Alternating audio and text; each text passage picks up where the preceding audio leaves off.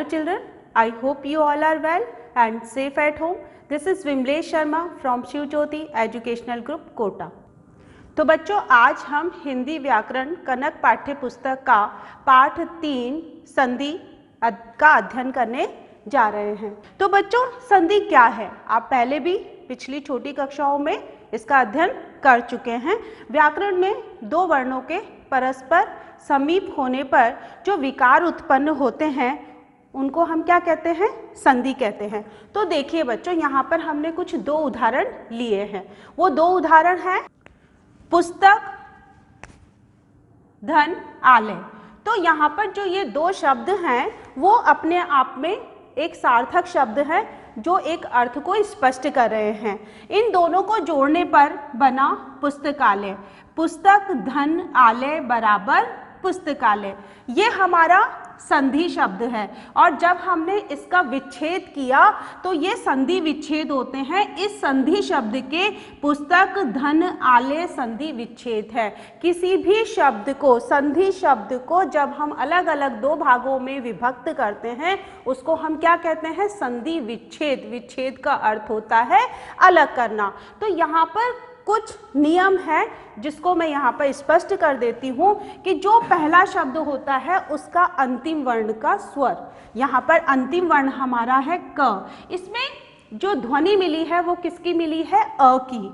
तो यहाँ पर जब हम क को आधा कर देंगे तो इसमें से जो अ निकला है वो है हमारा यहाँ पर अ की ध्वनि यहाँ पर सुनाई दे रही है। और जो दूसरा शब्द है उसका जो पहला जो स्वर है वो है हमारा आ। तो यहाँ पर ये आ है, धन, आ। अब बच्चों यहाँ पर जो लय है वो ऐसा ही रहेगा जैसे है।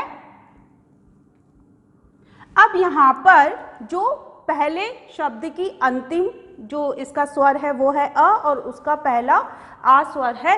तो अ और आ मिलकर बनते हैं आ, जो कि आप अभी हम स्वर संधि में पढ़ेंगे। तो यहाँ पर जब अ और आ मिलकर क्या बन जाएंगे? आ। तो देखिए बच्चों, आप यहाँ पर ये दोनों स्वर मिलके आ बन गए। क में जब हम आ मिलाएंगे तो बनेगा का। तो इन दोनों के मिलने पर क्या बना? का। अब हम पूरे वर्णों को जोड़ लेंगे, जैसे पुस, त। अब यहाँ पे आ जाएगा का, यहाँ पर हमने आ ले लिया तो अब आएगा लय।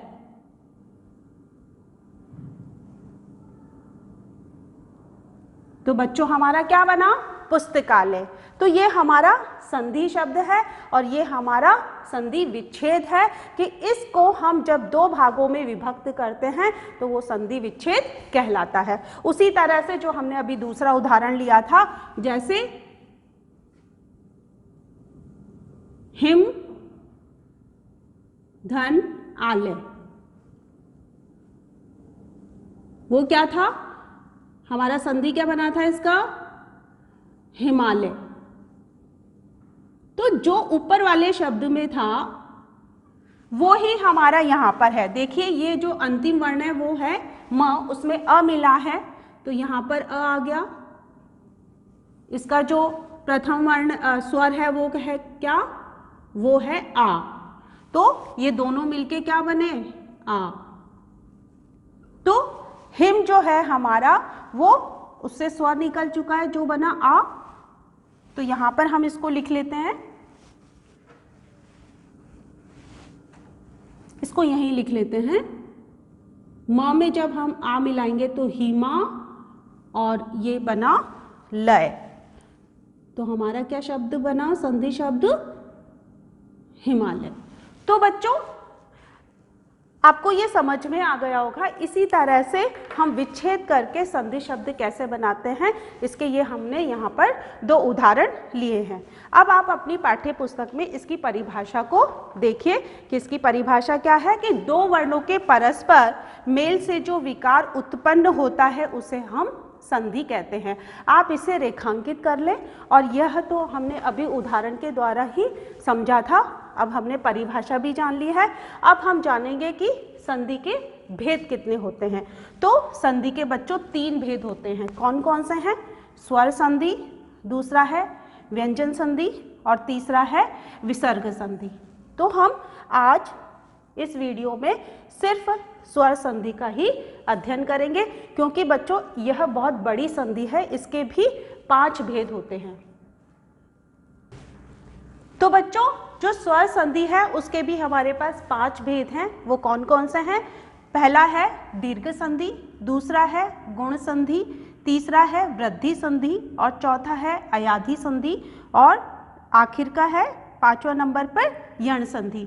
तो हम एक एक करके इनका अध्ययन करते हुए चलेंगे। तो सबसे पहले हम दीर्घ संधि के बारे में अध्ययन करेंगे। तो आप अपनी पाठ्य पुस्तक में देखिए कि दीर्घ संधि क्या है। तो जब हम ह्रस्व या दीर्घ में अ, ई, उ के बाद क्रमशः ह्रस्व अथवा दीर्घ अ, ई, उ आते हैं तो ये दीर्घ स्वर आ बन जाते हैं, ई बन जाते हैं और उ हो जाते हैं। उसे हम क्या कहते हैं? दीर्घ संधि कहते हैं। तो आप इस परिभाषा को रेखांकित कर लें। तो इसके बच्चों कुछ नियम हैं जो कि हमने अ के नियम लिए हैं। जब हमारे पास जब किसी भी शब्द के जब हम संधि विच्छेद करते हैं तो इस तरह से हमारे पास विच्छेद हो जाता है शब्द का, संधि का। तो यहाँ पर धर्म और अर्थ, तो जो पहला शब्द है उसका अंतिम स्वर और जो दूसरा शब्द है उसका पहला स्वर हम यहाँ पर लेते हैं। तो इसके कुछ नियम हैं जो कि हमने यहाँ पर लिए हैं। जैसे अगर हमारा पहले शब्द का अंतिम स्वर अ है और दूसरे का प्रथम जो स्वर है वो अ है, तो क्या बन जाएगा? आ। उसी तरह से अ अगर है और उसका जो प्रथम है सेकंड वाले का, तो वो अगर आ है तो क्या बनेगा? अ धन आ बराबर आ। और अगर प्रथम वर्ण का अंतिम जो स्वर है वो आ है और जो द्वितीय नंबर का जो शब्द है उसका पहला स्वर अगर अ है तो वो क्या बनेगा? आ। उसी तरह से आ अगर प्रथम शब्द के अंतिम स्वर आ है और जो द्वितीय जो शब्द है उसका प्रथम स्वर अगर आ है तो वो बन जाएगा आ। तो इसी तरह से हमारे ये नियम इसमें लागू होंगे। तो इसका हमने यहाँ पर एक उदाहरण लिया है, वो है धर्म धन अर्थ बराबर धर्मार्थ। अब हम इसको अलग अलग करके समझेंगे। ध हमारा जो प्रथम, धर्म जो हमारा क्या है? प्रथम शब्द है। तो देखिए धर्म, अगर हम इसका जब अलग अलग वर्ण विच्छेद करेंगे तो ध में अ मिला है, लेकिन हमें इसको बिल्कुल भी नहीं, हम ऐसे ही इसको लिखेंगे। और र हमारा जब म पे गया है तो वो र कैसा है? आधा है। तो हम आधे वर्ण को र के नीचे हलंत लगाकर लिखेंगे। अब जो हमारा म है, म में क्या मिला हुआ है? वो है स्वर अ। तो यहाँ पर हमने म में से जब स्वर को अ को निकाला तो यहाँ पर हुआ म हलंत धन अ। ठीक है, तो ये हमने इसका विग्रह कर लिया, उसे अलग अलग करके स्पष्ट कर लिया। अब जो हमारा जो दूसरा शब्द है अर्थ, अब हम इसको जानेंगे। इसका जो प्रथम स्वर है वो है अ, यहाँ पर हमने लिख लिया। अब जो ये र है वो है कौन सा है? आधा है। तो आधा र हमने हलंत लगाकर लिख लिया और जो इसके बाद वो थ है उसको हम ऐसे ही लिख लेंगे जिस तरह से हमने ध को लिखा है। अब बच्चों हमारे पास इस नियम में से देखेंगे कि कौन सा है। तो देखिए यहाँ पर अ जो कि इसका अंतिम स्वर है और इसका प्रथम स्वर क्या है? अ। जो अ और अ मिलाकर क्या बन रहा है? हमारा आ बन रहा है। तो देखिए बच्चों, ध हमने लिखा, र हमने लिखा, म हमने लिखा, अ मिलकर क्या बन गए? आ बन गए। तो ये हमारा आ बन गया। र हमने अधूरा है वो हमने हलंत लगाकर लिख लिया और थ हमारा पूरा है ये हमने यहाँ पर लिख लिया। अब हम इनको वापस से जोड़ेंगे। तो देखिए ध हमारा आ गया और जब भी कोई र आधा होता है तो आगे आने वाले वर्ण पर लगता है वो। ठीक है, तो ये हमारा र लगा। ठीक है, अब म अधूरा है तो इसमें हमने आ जोड़ा तो क्या बना?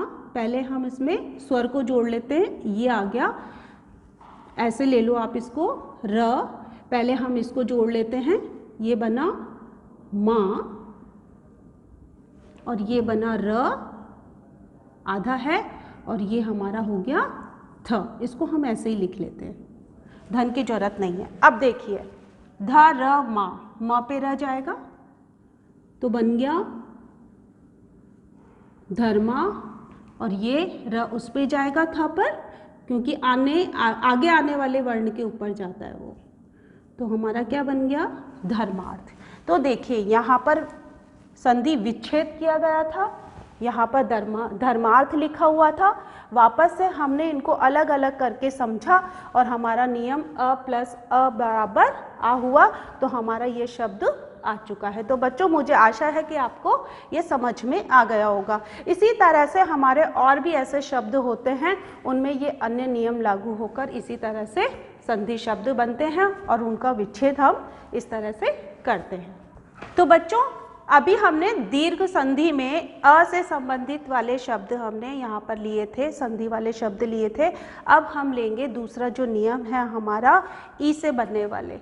तो देखिए यहाँ पर हमने लिया गया, यहाँ पर हमने उसी के कुछ नियम लिए हैं, जैसे छोटी ई धन छोटी ई बराबर बनेगा बड़ी ई। अगर छोटी ई होगा प्रथम शब्द के अंतिम स्वर और जो दूसरा है उसका प्रथम जो स्वर होगा बड़ी ई होगा तो बनेगा बड़ी ई। अगर इस तरह से उन दोनों शब्द में यहाँ पर बड़ी ई है और वहाँ पर प्रथम जो स्वर है वो ई है तो बनेगा बड़ी ई। उसी तरह से हमारा अगर बड़ी ही पहले शब्द का अंतिम स्वर है और जो दूसरे नंबर का प्रथम है उसका स्वर अगर ही है तो वो बनेगा बड़ी ई। तो यहाँ पर हमने एक उदाहरण लिया है जो आपकी पाठ्य पुस्तक में भी दिया गया है।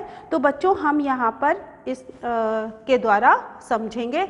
रवि धन इंद्र बराबर रविंद्र। अब आप यहाँ पर सोच रहे होंगे कि यहाँ पर बड़ी ई आ गया, तो हमारे यहाँ पर नियम ये वाला लगेगा। तो सबसे पहले हम इसको अच्छे से जान लेते हैं। र हमने ऐसे के ऐसे ले लिया है। व में जो हमारा वी जो हम बोल रहे हैं इसका जो अंतिम स्वर है वो है छोटा ई। तो यहाँ पर व से जब स्वर अलग हो जाएगा तो वो आ जाएगा छोटा ई। तो व में से जब ये हटता है स्वर तो वो अधूरा व होता है, उसमें स्वर हट जाने पर हम उसको व हलंत लिखते हैं।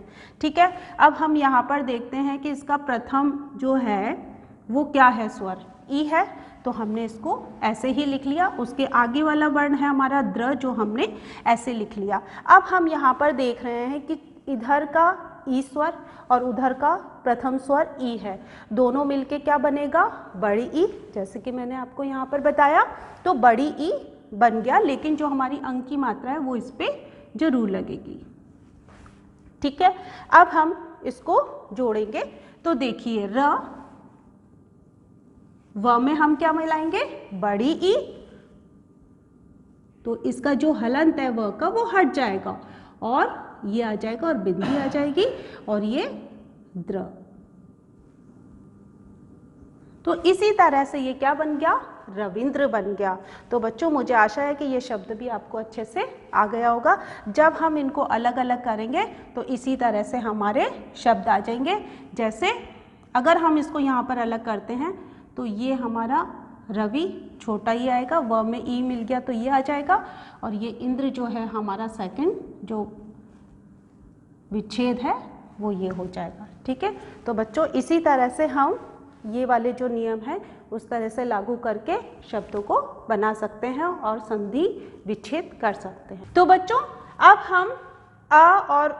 अब हम उ और ऊ लगाकर किस तरह से हम संधि विच्छेद करेंगे और संधि कैसे बनाएंगे वो यहाँ पर हमारे ऊ से संबंधित हमारे 4 यहाँ पर नियम हैं, वो आप ब्लैक बोर्ड पे देख रहे हैं। जैसे अगर प्रथम जो हमारा शब्द है उसका अंतिम स्वर अगर ऊ है और जो सेकंड नंबर का जो हमारा शब्द है उसका प्रथम स्वर अगर ऊ है तो क्या बन जाएगा छोटा ऊ है तो क्या बन जाएगा बड़ा ऊ। उसी तरह से अगर हमारे प्रथम में अंतिम स्वर ऊ है छोटा वाला और बड़ा वाला अगर सेकंड वाले के प्रथम स्वर में है तो वो क्या बनेगा ऊ। इसी तरह से हमारे ये चारों नियम लागू होंगे। तो यहाँ पर हमने एक इस नियम से संबंधित एक शब्द यहाँ पर ले लिया है। तो यहाँ पर इसका विग्रह किया विच्छेद संधि विच्छेद किया गया है। सु छोटा ऊ है, धन उक्ति तो क्या बना सूक्ति। तो अब ये कैसे बना इसको हम समझेंगे। स में क्या मिला हुआ है, ऊ की मात्रा मिली है। जब हम उसके ऊ की मात्रा, और वो भी कौन सी है, छोटे ऊ की, जब हम स में से उसको अलग करेंगे तो स को हम क्या कर लिखेंगे, हलंत के रूप में लिखेंगे, और धन ऊ। अब जो इसका प्रथम स्वर है वो है छोटा ऊ, और इक्ति जो हमारा है वो इससे अलग है, वो यहाँ पर लिखा हुआ है। अब देखिए ऊ धन ऊ बराबर क्या बना, बड़ा ऊ। तो यहाँ पर बड़ा ऊ हमने लिख लिया, स को हमने हलन सहित यहाँ पर लिख लिया, और इक्ति को यहाँ पर हमने लिख लिया। अब देखिए, अब हम इसको जोड़ेंगे। जब स में ये बड़ा ऊ बना तो इसका हलंत हट गया और बड़े ऊ की मात्रा लग गई, और ये इक्ति, तो क्या बन गया, सूक्ति। तो बच्चों इसी तरह से संधि विच्छेद का हमने जो संधि बनाया है वो इस तरह से बनाया है। इसी तरह से ये जो सारे नियम हैं इनके अनुसार जिस तरह से बनेंगे वो आपकी पाठ्य पुस्तक में उदाहरण दिए गए हैं। तो बच्चों अब हम जानेंगे दीर्घ संधि के बाद स्वर संधि का जो दूसरा भेद है वो है गुण संधि। अब गुण संधि के भी अपने कुछ नियम हैं जो कि मैंने यहाँ पर लिखे हैं। जो हमारा संधि विच्छेद होगा उसका जो पहला जो शब्द होगा उसका जो अंतिम स्वर अगर अ या आ होता है तो उसके बाद वाला, जैसे उसके बाद वाला जो शुरू का स्वर हो वो अगर ई और बड़ी ई है तो वो दोनों मिलके क्या बन जाते हैं, ए बन जाते हैं। उसी तरह से प्रथम में अगर अंतिम स्वर अ आ है और जो दूसरे शब्द का प्रथम स्वर वो ऊ और ऊ है तो वो क्या बन जाएगा, ओ बन जाएगा। उसी तरह से ये तीसरा नियम है कि अगर प्रथम का अंतिम स्वर अ आ है और जो द्वितीय जो शब्द है उसका शुरू का जो स्वर अगर री है तो वो क्या बन जाएगा, अर बन जाएगा। तो बच्चों यहाँ पर हमने इससे संबंधित, इस नियम से संबंधित एक यहाँ पर शब्द लिया है, जैसे महाधन ईश तो बना महेश। वो कैसे बना तो वो हम नियम के अनुसार चलेंगे। तो सबसे पहले हम महा में अलग अलग करके लिखेंगे। तो म ऐसे ही है, अ का जो अंतिम स्वर क्या है, आ रहा है हा, तो ये हमने हा लिखा, लेकिन जब ह में से आ को हम अलग करेंगे तो वो हलंत वाला ह आ जाएगा। तो ये हमारा इस शब्द का अच्छे से विच्छेद कर लिया। अब ईश है जो, इस महा को हमने अच्छे से समझ लिया। अब ईश का जो प्रथम स्वर है वो है ई और श, तो ठीक है। अब हमने जब इसको लिखा तो आपको ये जो बीच के स्वर हैं, जो दोनों प्रथम का अंतिम और जो द्वितीय का प्रथम स्वर है वो यहाँ पर क्या आ रहा है, आ धन ई। तो आ धन ई क्या बना, ए। और आप जानते ही हैं जब इस ए को हम लिखते हैं और किसी भी व्यंजन में लिखते हैं तो उसके ऊपर एक मात्रा जाती है, ठीक है। तो यहाँ पर हमने लिख लिया, इसको हमने देखा कि ये ए बना है तो ये हलंत वाला नहीं होगा। मैं आपको ऐसा समझा रही हूँ, आप इसको हलंत ना समझें। तो म हा ई श, तो म हलंत वाला ह हो गया, ए धन श, इन दोनों का ए हो गया। अब देखिए म, अब ये ह में मैंने इस मिलाया, ह हलंत में जब ए मैं स्वर मिलाती हूँ तो वो ऊपर मात्रा में चला जाएगा और ये श आ जाएगा। तो क्या बना बच्चों, ये महेश। तो हमने कौन सा नियम लागू किया, ये वाला, ठीक है। तो मुझे आशा है कि आपको ये समझ में आ गया होगा। इसके अन्य उदाहरण भी आपको पाठ्य पुस्तक में दिए गए हैं, हम एक एक करके इनका अध्ययन तो कर ही रहे हैं। अब जो इसका दूसरा है वो हम देख लेते हैं। आ के बाद ऊ से ओ बनता है, उसको हम यहाँ पर देखेंगे। तो इसका उदाहरण भी हमने एक लिया है बच्चों यहाँ पर, वो है महा, वो है हमारा महा प्लस उदय। तो यहाँ पर हमने देखना है कि ये जो हमारा प्रथम का जो अंतिम स्वर है वो क्या आ रहा है, हा। ह में क्या मिला है हमारा, आ मिला है, और ये धन का चिन्ह आ गया। इसका जो प्रथम स्वर है वो है ऊ, और ये द तो हमारा ऐसे ही लिख लेंगे हम, ठीक है। हमें सिर्फ इन दोनों को ही देखना है। तो अब देखिए म, अब यहाँ पर हमारा आ और ऊ है, ये आ और कौन सा ऊ है, छोटा ऊ, आ और ऊ, तो क्या बन रहे हैं, ओ। तो यहाँ पर ह हलंत धन ओ, ओ और ये द। तो अब हम क्या करेंगे, म हमारा एज इट आ जाएगा, जैसे कि तैसे आ जाएगा। ह है उसमें हम जब स्वर ओ मिलाएंगे तो बन गया महो, और ये हमारा द तो है इसी द, तो क्या हमारा संधि बना, महोदय। तो हमारा जो संधि विच्छेद है उससे जो हमारा संधि बना वो शब्द क्या है, महोदय। तो बच्चों इसी तरह से हमारा अ और आ से री कैसे बनता है उसके बारे में भी हम अध्ययन कर लेते हैं। तो इसका उदाहरण है हमारे पास बच्चों, वो देख लेते हैं हम। जैसे सप्त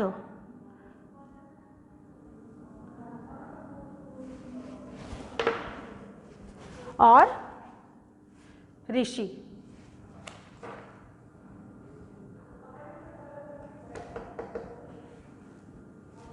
तो बच्चों अब हम जो गुण का जो हमने अगला उदाहरण लिया है वो इसके अनुसार लिया है, ठीक है।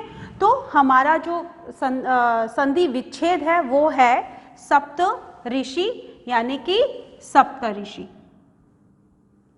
इसका जो हमारा शब्द बना सप्त ऋषि।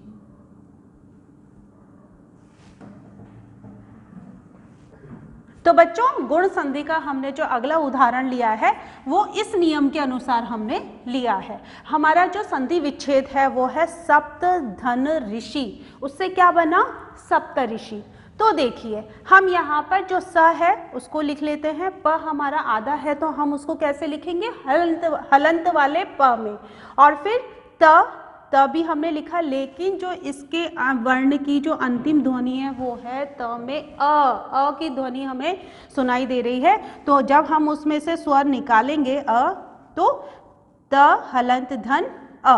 अब जो इसका पहला जो वर्ण है वो है ऋषि, उसको हम लिख लेंगे क्योंकि ये स्वर है, और शी जो हमने यहाँ पर लिखा हुआ है।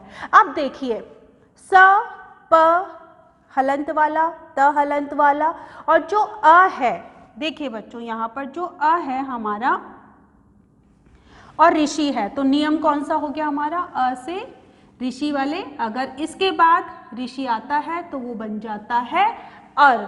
क्या बन जाएगा बच्चों, अर, वो भी बनेगा हलंत वाला अर, यानी कि र आधा है उसमें। तो यहाँ पर हमने अर ले लिया और र हमारा आधा है, प्लस हमारा क्या आ गया, शी। अब हम इसको जोड़ेंगे कि सप्त ऋषि कैसे बना, तो स हमने ले लिया, पर जब हम आधा लिखते हैं तो ऐसे लिखते हैं, जब हम अगले वर्ण में इसको मिलाएंगे तो वो उस स्वर में मिला, तो इसको हमने क्या करा, त में अ मिला तो त, प आधा हो गया, त हो गया। अब हमारा जो शी है, अब हमें शी में र जोड़ना है। आपको ये भी पता होगा कि जब आधा र होता है वो जब भी किसी वर्ण के ऊपर लगता है तो वो आगे आने वाले वर्ण पे, तो शी जो है उस पे हमारा आधा र चल गया। तो इसी तरह से हमारा संधि बन गया। जो यहाँ पर संधि विच्छेद किया गया था उसका हमने संधि इस तरह से बनाया। तो बच्चों मुझे आशा है कि ये आपको अच्छे से समझ में आ गया होगा। इस नियम के अनुसार हमारी पाठ्य पुस्तक में बहुत सारे उदाहरण दिए गए हैं कि दूसरे नियम से हमने एक उदाहरण लिया है, वो है दंत धन ओष्ठ दंतोष्ठ। तो कैसे बना, ये संधि विच्छेद है, उसका संधि कैसे बना, चलिए हम सीखते हैं। दंत जो हमारा प्रथम जो शब्द है उसका अंतिम जो वर्ण है उसमें स्वर क्या है, अ। तो त में से हमने अ को निकाल दिया बाहर, तो ऐसे धन लगाकर अ लिख दिया। इसका जो दूसरे का प्रथम स्वर है वो है हमारे पास ओ, तो यहाँ पर ओ ले लिया, औष्ठ हमने यहाँ पर लिख लिया, उसे हम प्लस में नहीं लिख रहे हैं, नहीं तो हमारा क्या हो जाएगा, वर्ण विच्छेद हो जाएगा। समझने के लिए मैंने आपको इस तरह से समझाती हुई चल रही हूँ। अब द दंत त जो है, अब हम यहाँ पर देखेंगे अ और धन ओ क्या बन रहा है, औ बन रहा है, जो कि नियम के अनुसार आप आ जाइए, अ और ओ बराबर क्या बन रहा है, औ। तो देखिए यहाँ पर मैंने इसको ये बना लिया औ। अब देखिए दंत त हमारा आधा है, ये हमारा औ बन गया और ये स्थ है। तो देखिए अब जब हमारा त हलंत वाला है यानी कि इसमें कोई स्वर नहीं है लेकिन प्लस औ हमें इसमें मिलाना है, तो हमारा क्या बन जाएगा, तो ये जैसे कि यहाँ लिखा गया है दंत, इसको हमने स्वर जोड़ दिया और स्थ को लिख दिया, दंतोष्ठ हो गया। तो इसी तरह से हम अगले जो उदाहरण है हमारी जो पाठ्य पुस्तक में दिए गए हैं उनको इसी तरह से हम करेंगे और समझेंगे। तो बच्चों अब हम स्वर संधि का जो अगला भेद है वो है अयाधी संधि। तो आप अपनी पाठ्य पुस्तक में देखें अयाधी संधि, जब ए आय ओ औ के बाद अगर स्वर होंगे तो क्या बनेगा, जो ए है उसका बन जाएगा अय और जो अय है उसका बन जाएगा आय और जो ओ होगा उसका बनेगा औ और जो औ होगा उसके बाद कोई स्वर होगा तो क्या बन जाएगा आओ। जैसे कि हमने ये चारों नियम यहाँ पर लिखे हुए हैं। अब इससे संबंधित हमने यहाँ पर एक उदाहरण लिया है जो कि आपकी पाठ्य पुस्तक में भी दिया गया है, वो है ने धन अन बराबर नयन। ये संधि विच्छेद है और ये इनकी संधि बनी है, तो इसको समझेंगे कि संधि कैसे बनी है। तो बच्चों यहाँ पर जो न है वो हमारा पहला प्रथम क्या है, शब्द है। वो देखेंगे कि उसका जो अंतिम स्वर है वो उस वर्ण में अंतिम स्वर कौन सा लगा है, तो बच्चों उसमें लगा है ए, जो कि यहाँ पर हमने प्लस का निशान लगाकर धन का निशान लगाकर लगाया हुआ है। जब हम किसी भी वर्ण से स्वर को अलग कर लेते हैं तो वो हलंत वाला बन जाता है। तो न हलंत वाला हुआ, न हलंत, धन ए, उसको धन अन हमने ऐसे के ऐसे लिख लिया है, लेकिन इसका जो आगे का वो जो स्वर है वो है अ। तो देखिए जो हमारा ए आया है वो इस नियम के अनुसार हमारे ए के सामने कोई भी स्वर, तो ए के सामने कौन सा स्वर है, अ है, तो ये दोनों क्या बन जाएंगे हमारे, वो बन जाएंगे अय, जैसे कि यहाँ पर दिया है। और वो भी कौन सा बनेगा, हलंत वाला बनेगा। क्या बनेगा बच्चों, हलंत वाला बन जाएगा। अब देखते हैं, अब हमें ये देखना है, अब इनको हम जो हमारा अधूरे जो न है वर्ण है उनमें जो स्वर मिला के हम कैसे बनाएंगे वो देखते हैं। तो देखिए आए तो आपको पता चल ही गया कि ए के सामने अगर कोई भी स्वर बना तो आय बनेगा और यह हलंत वाला होगा, जैसे कि हमने यहाँ पर लिख लिया है। अब हम जब इन दोनों को स्वर के साथ मिलाएंगे तो कैसे बनेगा, न में अ जुड़ा तो न, ठीक है, आप इसे हलंत न समझे, य में अ मिला तो य, और न हमारा ये हो गया, तो हमारा क्या बना, न य न। तो बच्चों आपने इस नियम के अनुसार इसको समझा। इसी तरह से जो अ है उसके अगर सामने कोई भी स्वर आ जाता है, इसको छोड़कर, इन स्वरों को छोड़कर अन्य जो स्वर अगर उसके सामने आते हैं तो ये हमारे नियम बनते हैं। तो अब हम ओ से संबंधित एक उदाहरण जान लेते हैं। तो बच्चों अब हम जानेंगे कि ओ है उसके सामने अगर कोई भी स्वर आता है तो वो औ कैसे बनता है। तो देखिए हमने इसका ये यहाँ पर एक उदाहरण लिया है, पो धन अन बराबर पवन। अब हम जो हमारा संधि विच्छेद है उसके अनुसार संधि कैसे बना पवन उसको जानते हैं। जो हमारा पो है तो इसका अंतिम स्वर क्या आ रहा है, ओ आ रहा है। जब ओ आ रहा है तो हम प को कैसे लिखेंगे, हलंत लगाकर लिखेंगे, तो प हलंत धन ओ। तो ये हमने इसको अलग अलग करके स्वर को लिख लिया। अब इसका जो प्रथम जो स्वर है वो क्या है, अ है, तो हमने इसको अ को ऐसे ही लिख लिया, क्योंकि अयाधी संधि और यण संधि में इसके जो सामने जो स्वर दिए गए हैं उनको जोड़कर वहाँ पर जो बनता है, जैसे आए आए औ और आओ, तो यहाँ पे अन हमने ऐसे ही लिख लिया है, इसको इसके नियम के साथ शामिल नहीं करते हैं। प हलंत ओ। ओ कैसे बना? तो ओ का हमारा जब स्वर सामने आता है तो क्या बनता है? औ हलंत वाला, व में हलंत लगता है। तो यहाँ पर हमने औ में व में हलंत लगा दिया। धन अन हमारा ऐसे ही आ गया। अब देखिए प हलंत धन अ, व हलंत धन अन। अब देखिए इसके लिए तो स्वर ये है, तो प में जब प हलंत वाले में अ स्वर बनाएंगे तो क्या बन गया? प। ये हलंत हट जाएगा, जब स्वर मिल जाएगा तो प। जैसे कि प को जब हम उच्चारण कर रहे हैं प, तो हमारी ध्वनि क्या निकल कर आ रही है? अ। उसी तरह से व हमारा अधूरा है, इसमें कोई स्वर नहीं है, तो हम इसके जो अगले वाला स्वर है उसको इसमें शामिल कर देंगे। तो हमारा जब प में जो व हलंत में जो अ मिलाएंगे तो क्या बन जाएगा? व बन जाएगा, क्योंकि इसकी ध्वनि भी क्या आ रही है? व, अ की ध्वनि आ रही है। हमने अधूरे हलंत वाले अ में अ को मिलाया और ये न। तो बच्चों इसी नियम के अनुसार हमारे और भी शब्द पुस्तक में दिए गए हैं। तो पो धन अन से पवन इस प्रकार से बना है। तो बच्चों हमारा जो स्वर संधि का जो अंतिम भेद है वो है यण संधि। अब हम इसके बारे में जानेंगे। आप अपनी पाठ्य पुस्तक में देखें, कुछ यहाँ पर नियम लिखे गए हैं। वो है कि जब छोटा ई और बड़ा ई के बाद इनके अतिरिक्त यानी इन स्वर के अलावा अगर कोई अन्य स्वर आता है तो वो क्या बन जाते हैं? ई और बड़ी ई, यानी छोटी ई और बड़ी ई का क्या बन जाता है? य बन जाता है। जैसे कि मैंने यहाँ पर लिखा है, यहाँ पर ये इसलिए लिखा है कि इन स्वर के अलावा, जैसे कि हमारी पाठ्य पुस्तक में लिखा है कि इसके अतिरिक्त कोई अन्य स्वर आ जाता है तो वो क्या बन जाता है? उसका य बन जाता है।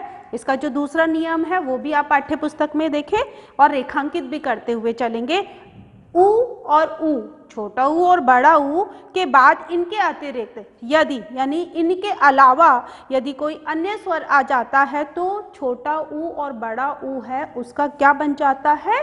व बन जाता है। तो इसका जो तीसरा नियम है वो भी हम जान लेते हैं कि री ऋषि वाला जो यहाँ पे दिया गया है, री ऋषि वाले के बाद इसके अतिरिक्त यानी कि इसके अलावा अगर कोई भी अन्य स्वर आता है तो उस ऋषि के स्थान पर क्या हो जाता है?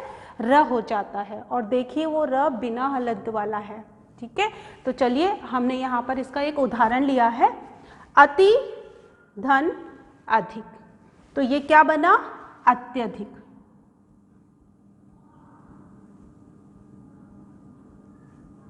क्या बना बच्चों? ये अत्यधिक।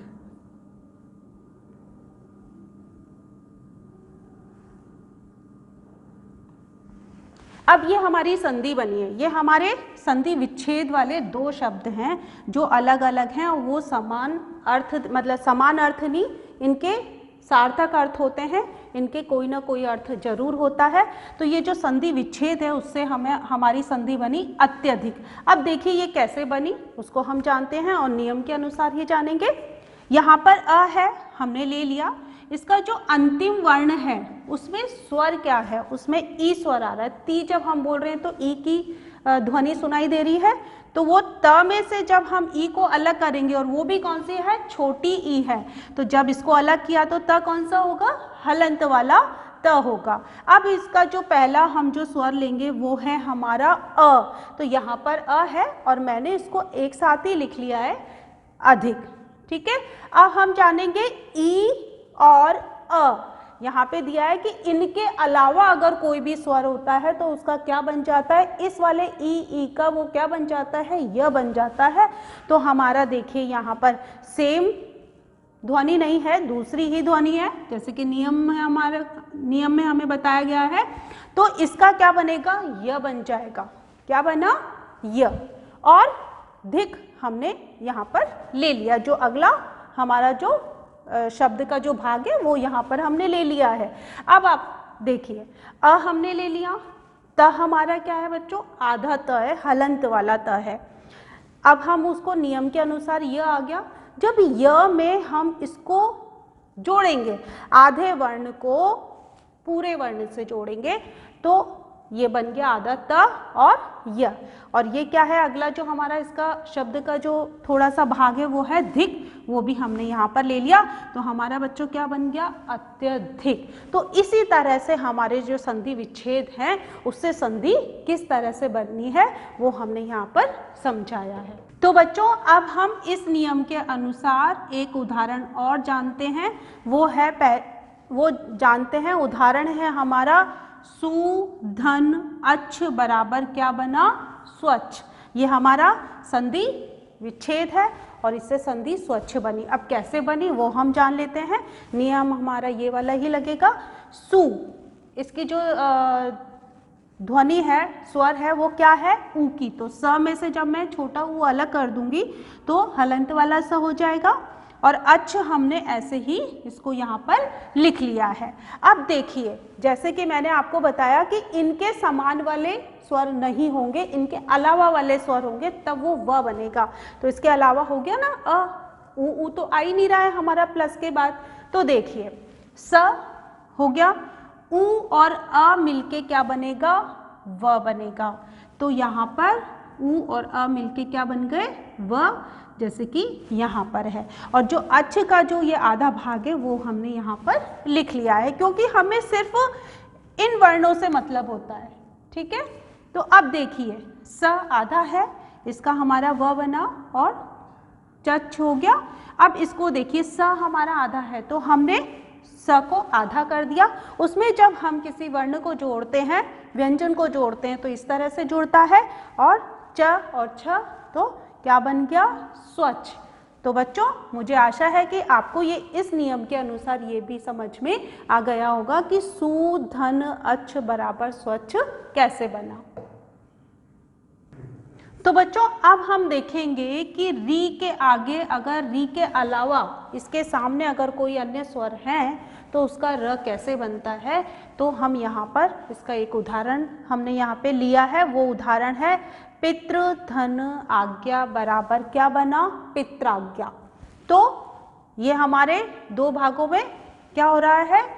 संधि विच्छेद हो रहा है और संधि पित्राज्ञा बनी है। तो देखिए जो हमारा इसका पहले जो शब्द होता है पितृ, इसका जो अंतिम जो वर्ण है उसमें स्वर क्या मिला है? वो है री ऋषि वाला। ये जो मात्रा होती है वो ऋषि वाले की होती है ना। हमने मात्राओं का ज्ञान भी हमने छोटी कक्षाओं में जाना है कि मात्राओं के बारे में हमने पहले भी सुना है, जाना है। छोटी कक्षाओं में मात्राएं पढ़ी हैं हमने।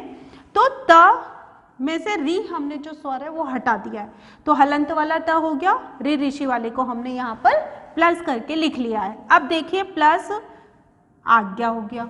ठीक है, अब हम जानेंगे कि री ऋषि वाला जो हमारा री ऋषि वाला है इसके सामने इस ही स्वर के अलावा अगर कोई स्वर हुआ तो वो होगा र।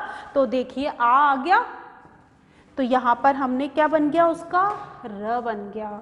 तो यहाँ पे हमने र लिख लिया और लिख लिया, लेकिन हम इसको एज इट लिखेंगे क्योंकि हमारे अयादि और यण संधि में इनको जोड़ते जरूर हैं लेकिन इनको गायब नहीं करते हैं। उनको सिर्फ ये देखा जाता है कि ये स्वर आने चाहिए, वो अपनी जगह पर अपने आप बने ही रहते हैं। ठीक है, तो यहाँ पर हमने इस और इस स्वर से क्या हुआ? र हुआ है। ठीक है, आज्ञा हमारा आ गया। तो पी त और र और आ, जब ये पूरे इसमें र बन गया और जब तक कोई स्वर नहीं होगा तब तक वो पूरा नहीं होगा। तो त और र आपने देखा है संयुक्त व्यंजन हमने पढ़े हैं, क्षत्रिय वाला, त्रिशूल वाला, ये सब कैसे बनते हैं। तो त ये हलंत, ये र और इसमें आ जोड़ा तो क्या बन गया? त्रा बन गया। और ज्ञा हमने इसमें ले लिया तो क्या बन गया? पित्राज्ञा। क्या बना बच्चों? पित्राज्ञा। तो इसी तरह से हम नियम के अनुसार इनकी संधि जो है उसका विग्रह करते हैं और समझते हैं नियम के अनुसार कि जो संधि विच्छेद किए गए हैं, जो संधि विच्छेद किए गए हैं उससे संधि किस प्रकार से बनी है। तो हम नियम के अनुसार ही हमने इसको बनाया है। तो मुझे आशा है बच्चों आपको ये संधि जो स्वर संधि के जो 5 भेद हमने लिए हैं वो तुम्हें अच्छे से समझ में आ गए होंगे। आप इन नियम के अनुसार अगर एक एक शब्द को अच्छे से समझेंगे तो आपको समझ में आ जाएगा। आप अपनी तरफ से भी एक बार इसका अध्ययन करें, लेकिन नियम के अनुसार ही हमें समझना होगा और अध्ययन करना होगा। धन्यवाद।